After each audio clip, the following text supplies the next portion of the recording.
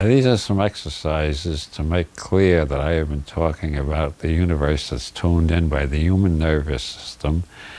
I am not talking about some imaginary objective universe which exists apart from us, but only about the universe we experience. These exercises should make that more clear. Okay, the first exercise, get a friend to help you and hold the newspaper. Walk slowly away from you until you can't read the headlines. Turn the page to make sure you can't read the headlines. Then have your friend read the top headline. And you will, if you're normal, you will immediately see it. Now, after doing these experiments is much more helpful than just hearing about them, by the way. Once you have tried this, and the headline suddenly becomes visible out of the blur, ask yourself, where is the headline? In the newspaper, in your brain, or in some relationship between the newspaper and your brain? Interacting. Where is it? Okay, that's the first exercise. Another exercise, go through your apartment or house, wherever you live, and pick up 12 to 15 objects, more or less at random. If you're looking at this on DVD, I suggest you turn it off right now and go get the objects so you won't stack them unconsciously to fit a theory. Okay, are you back? Now you got 12 to 15 objects. Sit down at a coffee table or a dinner table where you got lots of space and separate them into one group on the left and one on the right. On the left, put all the red objects, and on the right, put all the non-red objects. Now you might find that some objects are partly red. Where do you put them? That's the beginning of destroying the either-or that's dominated Western philosophy. But after you separate them into the red and the not red, including the things that are half red and half blue, which you don't know what to do with, then separate them a different way, things that float and things that don't float. If you have a balsa wood duck like I do, yeah, that's one thing that floats. If you got kids around, you probably got a rubber ball that will float. Otherwise, everything goes on the side that's non-floating. And then try another division, metallic things and non-metallic things. Using your own ingenuity, think of about 10 more ways of separating them. Notice how things move from left to right depending on how you separate them. And then ask, are the categories in the things as the medieval realist thought, or are they only in our heads as the nominalist thought? Or are they some relationship between our heads and the things? And do that exercise. It'll do you more good than hearing about it. Okay. Next exercise. Go to a place with a lot of green growing things. Remember my rap about the great magician who makes the grass green? Look and see how many different shades of green you can see. And just remember that. The few Western intellectuals, they're East Coast intellectuals, heirs of the Western Occidental intellectual tradition, who get beyond black and white, say, well, there are shades of gray. Look around, see how many shades of green you see. Newton divided the spectrum into red, orange, yellow, green, blue, indigo, violet, but that's only a convention that Newton invented. If you look, you see green has 20 shades, 30 shades, 40 shades, depending on how much you look. If you go to a paint store, you'll find dozens of shades of red, dozens of shades of orange. The way we got this black-white dichotomy, I think, is because of all the years spent poring over books which are black print on white paper. Occasionally your eyes get so tired you see a gray blur. So this is how we arrived at the marvelous conclusion: between the blacks and whites, occasionally there are grays.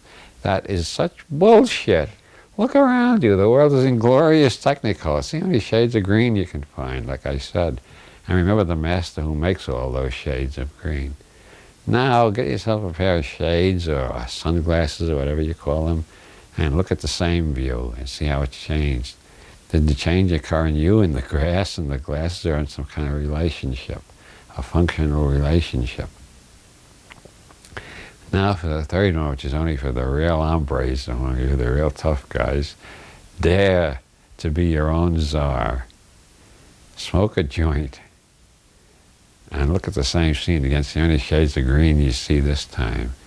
Are the greens in you, in your brain, in the shrubbery and grass and trees, in the pot? Where is the green? Okay, that's the end of that exercise. Next exercise, get a group of friends together and sit around and select somebody to be it. Whoever is it will take a watch, and without telling you how much time, will say go. And eventually will say stop. Between go and stop, you should have paper and ink for this too. Between go and stop, see how many sounds you hear. As soon as he says stop, right, as soon as it says stop, write down as many sounds as you can remember. And see who has the longest list in the group. Give them a round of applause for hearing more than anybody else, being the Sherlock Holmeses of the group, so to speak. And then see how many people in the group have heard sounds that weren't on that list. Now, whenever I've done this, I've always had groups of 30 to 300, and it always turns out almost every hand goes up. They heard sounds that weren't on that list. In a smaller group, it might not be that dramatic, but I think you'll find everybody has at least one sound that wasn't on that list. This again illustrates the difference between the tuned-in universe and the imaginary objective universe we think is out there. Now comes the second part of the exercise, which is really interesting. After you've gone through that, ask how long it took for that exercise. Everybody write down on your paper how long you think that took, the listening exercise. And you will find quite a spectrum. I found people guessing as low as 15 seconds and as high as 4.5 minutes. And then don't let the person who did the timing tell you the correct time, because that's a mechanical arbitrary convention. Just remember, everybody creates their own time, just like you create your own greens, your own reds, your own purples, or if you're a disciple of Ayn Rand, your own black and white and nothing else. Next exercise. Repeat the previous exercise, but try not to put any words on the sounds. Just listen to the sounds. And every time you perform a word, oh, that's a car in the distance, that's my own breathing, brush away the words. Try to get more and more into the sounds and away from the words. See what happens. If you feel a little stoned, or if you feel like you've gone into a hypnotic trance, the exercise has worked. Otherwise, take a course in meditation somewhere. Next exercise. Get the same group together and have everybody describe the room next to the room you're in, the room they came to get into the room you're in. See how many differences arise about the colors of the walls, the colors of the rugs, how many objects are in the room, what sort of objects are in the room, whether there were flowers in the room and that. And by the way, when you're doing the separation into classes exercise, divide them into living things and non-living things. And for instance, we got a flower back here which constitutes a living thing. No, it doesn't. It's an artificial flower. Never trust what you see. If you meet a Buddha on the road, kill him. Now, and I repeat one more time, it's much more profitable. You cannot believe how much more profitable to do these exercises rather than just hearing about them. Do them. Then you will understand what I'm talking about. Otherwise, you think I'm talking about some objective universe that exists apart from us, which is a total fiction nobody has ever encountered. All we ever encounter is what we tune in. Now that you've done those exercises, I'm going to give you a really hard one. This is sort of a variation on my pontification, spectacles, testicles, brandy, cigars. This one goes the other way. You imagine a light around your genitals or within your body, whirling white light. Then you imagine one in your solar plexus, one in your throat, and one in your head. When you got all four of those lights glowing brightly. This requires some work in imagination and visualization. Keep the lights going so you can feel or can increase in heat, and then make the light flow through these four chakras or centers or whatever, energy pockets or imaginary entities, whatever you want to call them, with the words, "There is no God." And stop and feel, experience the universe totally without God or anything remotely like God. Then move the white light here, and then here, and put in the words, "Except God." And where the two crosses meet, you have your heart, what's called the heart chakra. Let that open and let light and love pour out to all sentient beings, including the ones you can't stand. Especially the ones you are most inclined to regard with fear and loathing, such as maybe George Bush, or Osama bin Laden, or Fu Manchu, or Arnold Schwarzenegger, whoever is your pet peeve in the whole world. Let the love pour out to all of them. Keep repeating this exercise until you really feel the love pouring out. Then ask, where did the love come from?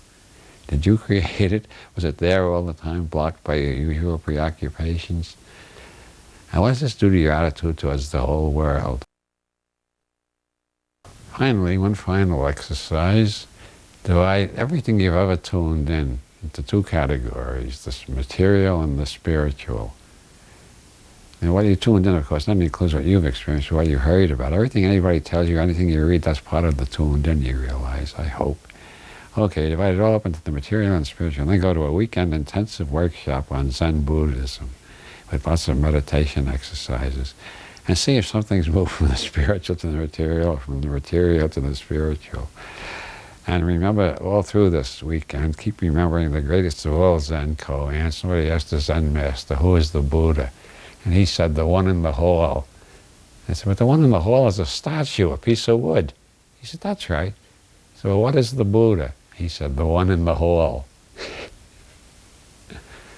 Okay.